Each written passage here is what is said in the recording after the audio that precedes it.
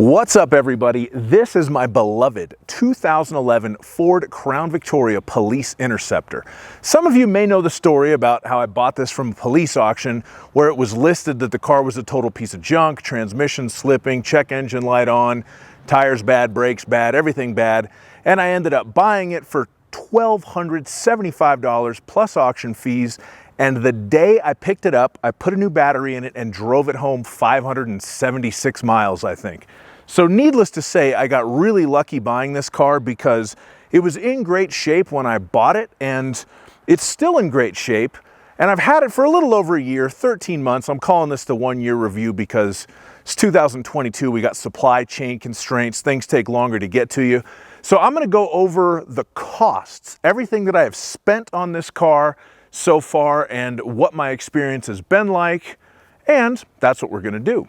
Okay, aside from fuel, because I just don't want to know, I've kept meticulous records of everything that I've spent on this car, and it's kind of quite a lot for a car that didn't really have any problems, but let me go through that. The winning bid for the auction was $1,275. After auction fees, the total sale price was $1,402.50. I then paid $58 for a smog check and $251 for California state sales tax, title, and registration. So what I consider my total out the door, tax, title, tags, and smog on the car to be $1,711.50, which is excellent. Maintenance costs. Before I start with this car's never left me stranded, never let me down, but I'm very meticulous about my cars and I really care about this thing. So I've spent $2,496.88 on maintenance.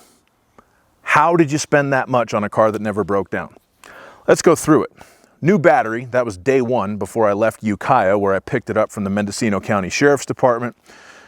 New hood latch, that was one of two repairs that it needed. A new Bosch Evolution wiper blades, windshield wiper blades in the front. I kind of paid top dollar for those, and I'm not sure if it was worth the money, but I wanted the best for my Crown Victoria. Brake fluid flush and fill, automatic transmission service, coolant flush, rear axle gear oil replaced, and I did replace it with royal purple because I like purple things. Four-wheel alignment, I had that done at a Lincoln dealer. Don't ask me why. All 8 spark plugs replaced, fuel filter replaced, and the serpentine belt, the drive belt, was replaced as well. Those were all done at a Ford dealer, Advantage Ford in Duarte, California. If you're in the area, I recommend them. It's had 2 power steering flushes because the first one was done at Jiffy Lube, and then I read that Ford recommends Mercon V or Mercon 5, I could never figure out how to say that, transmission fluid in the power steering system in this car, so I had a second power steering fluid flush done at a Ford dealer with the proper Mercon V transmission fluid. It's had 3 oil changes, can't hurt. And then, of course, I also threw in all the various bottles of Seafoam Cleaner, Restore, Techron Advanced Fuel Cleaner, etc. that I've put in this thing to make myself feel better about myself. So, yeah, I paid $1,700 in change for the car and almost $2,500 in maintenance.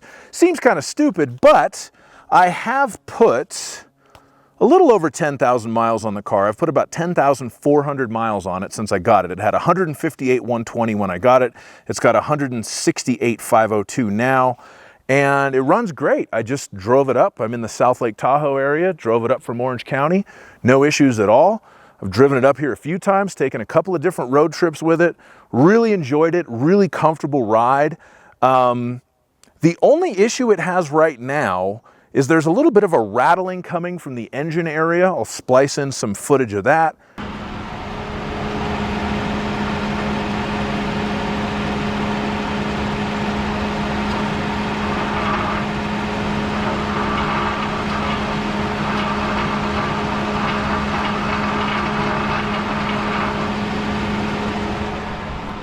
I don't really know what that is. It sounds like it's kind of a heat shield from an exhaust. It only does it when it's idling. When you're at speed, when you're accelerating, when you're on the highway, none of that whatsoever. It only does it when it's idling. So that's kind of weird, but I'm gonna get that checked out when I get back home. I have done a couple of very minor modifications to it for my own tastes. First of all, the window tints, 35% ceramic on all the side windows and the rear window, and 55% non-ceramic on the windshield. It has a civilian back seat in it. When I first got it, it had the full cage and like the perp plastic seat in the back of it. I took the cage out, I took the perp seat out, put a civilian back seat in, and then I also put the Nano center console. I bought that off of eBay. It cost like almost 200 bucks after tax and shipping. The reason why I bought it was because it looked really nice in the pictures and it's specifically made for the Crown Victoria Police Interceptors.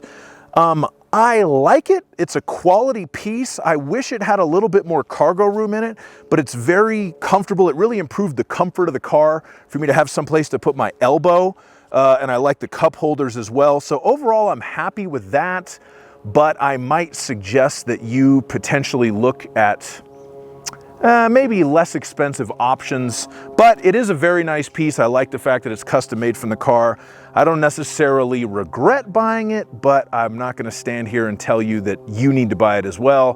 But it is a good option if you want to spend that money. But I made a little bit of money back because I sold the plastic perp seat for $100 cash on OfferUp, baby. There you go. That's called a rebate when you buy a used car. So that's pretty much all I have to say. I love this thing. I love driving it. I don't regret any of the money I spent on it. The advice that I'll give you if you're looking for one of these on an online auction or at any auction, because I bought this at an online auction, is pay very close attention to the description and the pictures. And make sure that what they're saying about the car and what the pictures are showing you match up. Because the reason why I decided to kind of roll the dice with this one was they were saying everything was so bad about it, but I was looking at the pictures and it was like, this car looks good, this car looks fine. There was a picture of the instrument panel with the engine running, there was no check engine lights on, there was, you know, the tires looked fine, and the description said the tires need to be replaced, and they don't. The tires are fine. These are still the tires I got on it from the auction. So yeah, that's kind of how I scored on this one. I paid under market for it at the time for sure, because I think the description scared people off, and I rolled the dice and thank God came up lucky on that deal. So that's really my only advice, is just try to do your diligence and make sure everything matches up. And if you have the chance to get a good deal on an old Crown Vic Police Interceptor, I highly recommend it because I love driving this car. I'll put some links to other videos I made about it in the description below. And thank you so much for watching, and have a fantastic day. Bye-bye.